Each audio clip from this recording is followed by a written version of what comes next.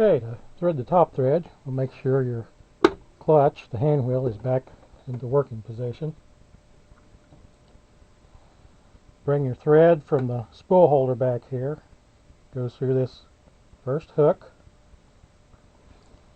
And there are basically two slots here. You go to the one on the right first, go down through, and underneath the white thing back, you can put a little bit of tension. That should make sure it catches in the tension adjustment. There's a little clip, you can just slide that into there. Come back down through here. On the arm here, there's a little loop that comes up, and there's a very small little pin. If you take your thread, looks like I get to do this again,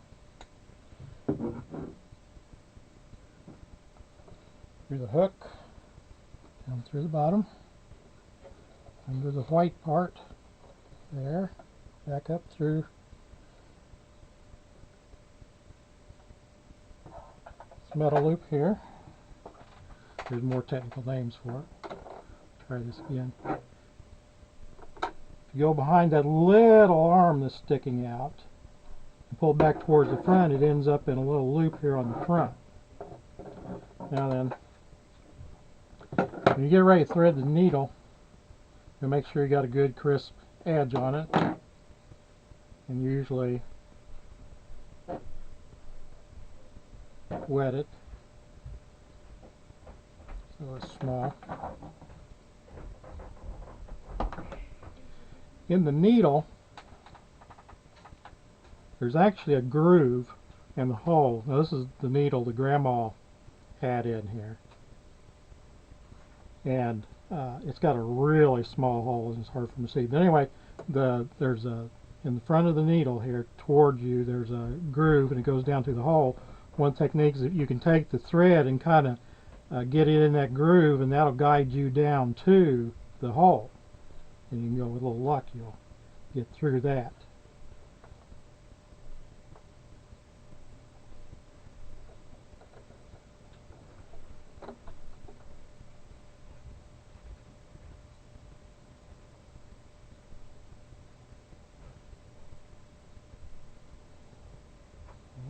Success.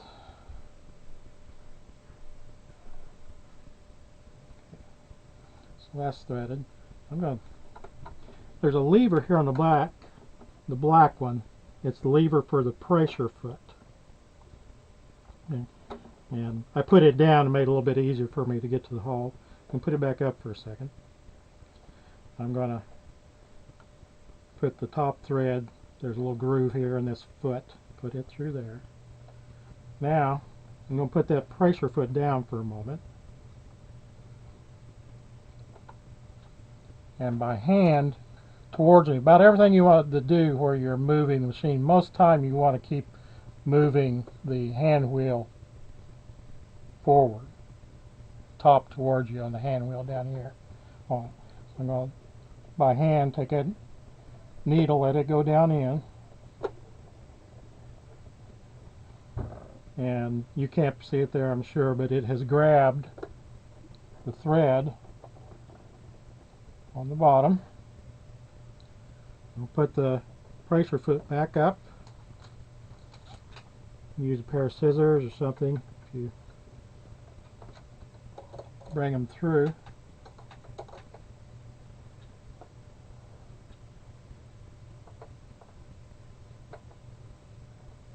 Get a hold of the thread from the bottom bobbin.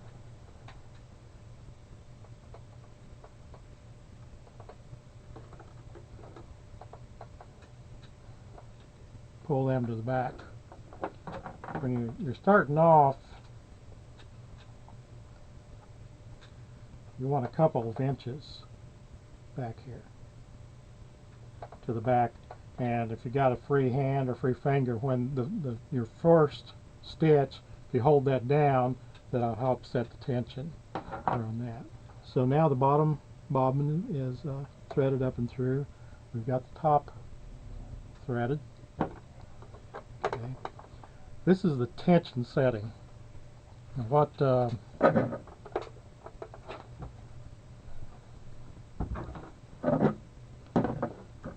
found was Grandma had set on one, so I set it on two just for starters, and the straight stitches came out great. In fact, from I got out the magnifying glass, straight stitches are just absolutely perfect. You can look at them. This, I used two colors. I used a gray and a black. I used gray for the top stitch and black for the bottom. If you look, the gray, and then there's just a tiny bit of the loop of the black you can see here. On the opposite side is just the opposite. You got the black, and with the magnifying glass you can just barely see the gray loop. So the straight stitches are great. Now it looks like the zigzag stitches need probably about a 3/10, somewhere between 2 and 3 probably, I'm guessing, for zigzag, because the top is pulled through just a little bit on the back side or the bottom of the stitch. So if you're going to do some zigzag stitch, which is not a bad idea for a lot of things, it'll need a little bit more tension from that, and you would probably use a scrap piece to determine how much. By the way, here's the stitches. There's the line-up mark. We got 3 stitch lengths for straight stitch. These are zigzags and an overcast, and these are for darning or applique. When you use these settings here, there's a little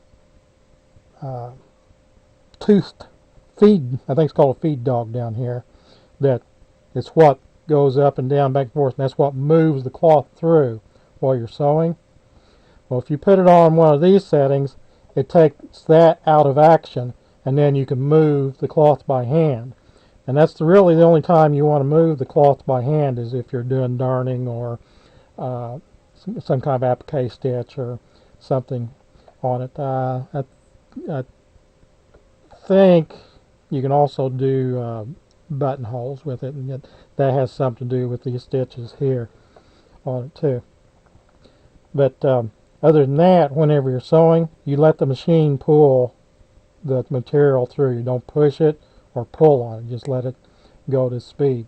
And the pedal, the speed pedal on it, is very nice. It's real smooth. The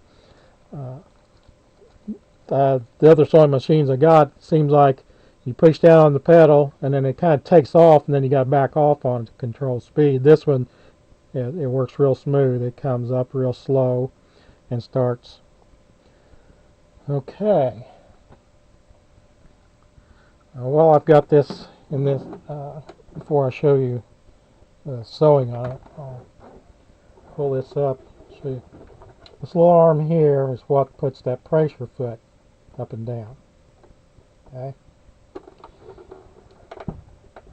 And it's pretty important that it's down when you start sewing. You probably won't have a problem. I a few times have left it up, because when I was sewing on some of the other machines, like real heavy stuff like the end of a rug, the foot was actually touching before it was even lowered. But when this pressure foot isn't down, another thing happens. You won't see it here, and it may not be the same thing. You won't see it here, but this when you put the pressure foot down, it also puts this tensioner on the thread.